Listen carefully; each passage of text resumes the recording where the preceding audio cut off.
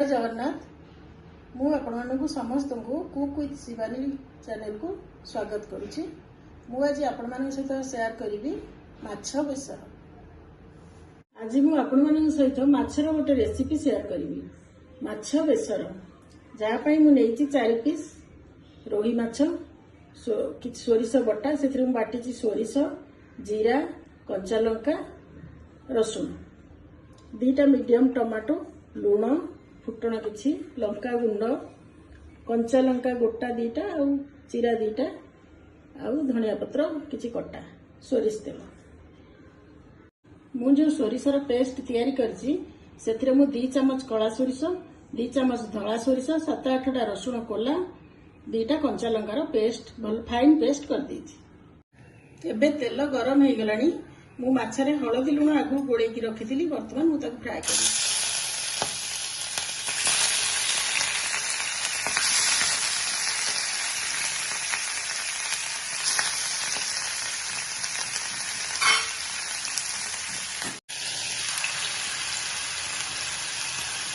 देखो माछ को बर्तमान ओल्टाई दी।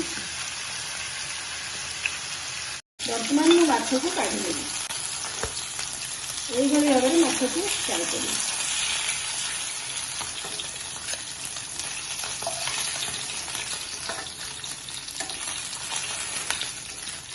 वर्तमान मु सेई पैन रे आउ 3 चम्मच तेल दे दूची।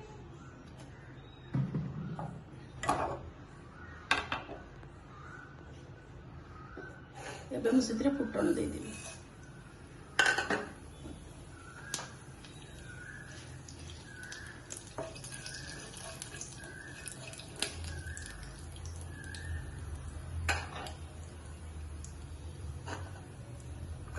फुटण टिके फुटी गले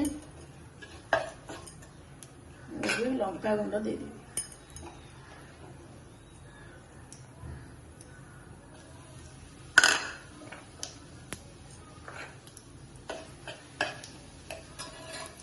तापर टमाटो दे किसी समय भाजी दे।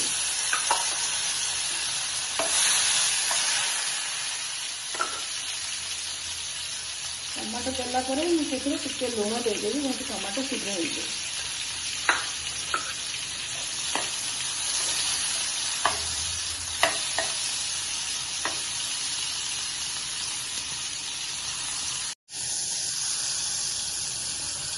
वर्तमान टमाटो को किसी समय भाजी देवी। एबे सोरिषर पेस्ट देदेवी।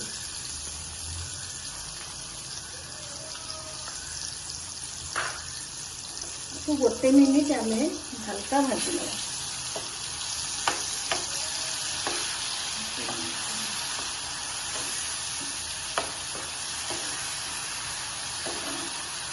सोरिष मसला को मु स्लो आंच रे गोटे मिनिट कुक कर नेली। पानी आपण को अनुसार देवे। आपण जदि बेसी पानी चाहिए देवे न कम पानी देवे। एबे फुटिबा पाई छाड़ी देवी। लुण देदेली। जेहेतु माछरे गोळेई थिली हळदी मु आ तरकारी हळदी दउनी। मु माछ पकाई देवी।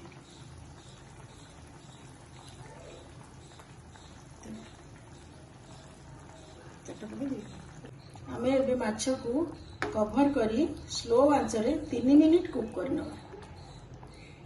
देखो एबे मोर प्रस्तुत हो गला माछ बेसर। लास्ट रे धनिया पत्र टिके देई गैस बंद कर देबी।